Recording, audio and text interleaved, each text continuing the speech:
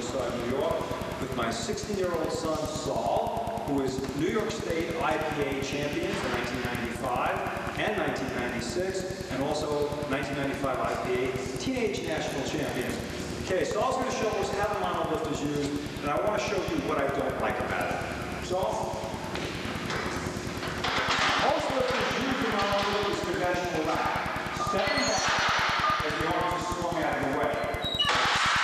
When they're done with the lift, they step back in just as they would in a conventional rack. Thus, they gain no advantage. Let's just set up here as we would using the rack right. In this case, while standing, he'll have to adjust his feet at this point and get ready to squat, but he does not have to walk with the weight. Obviously, a definite advantage, especially with a heavy weight.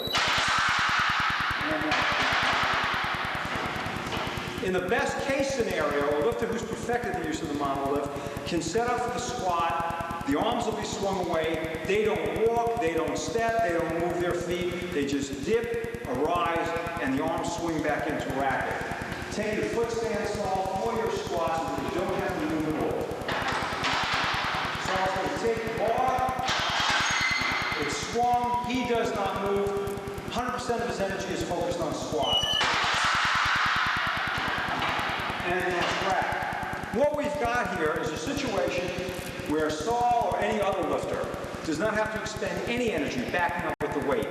When the weight's heavy, that's a great, great advantage. It certainly makes the lift much safer than having to shuffle back with it. However, it also makes the lift much more dangerous.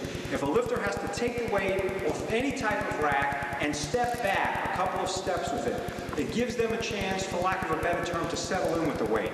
There's a much higher probability of actually squatting with a weight that you can take and walk with than a weight that you just stand with and then try to descend and arise with. What's happened is that, at least in the meets that we've been attending in the last couple of years and the meets we've held, the incidence of squat injury is much, much higher. The incidence of missed lifts is much, much higher utilizing the monolift.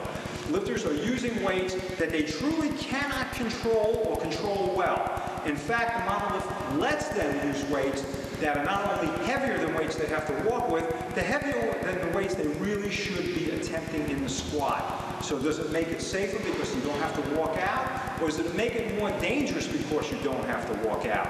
That's something that every lifter has to answer for themselves. But again, the injuries we have seen traveling across the country in the last few years has me believing at this point, and it's a departure from my previous opinion, that the monolift is in fact dangerous to a lifter who is highly skilled and using a tremendous amount of weight. Our Virginia correspondent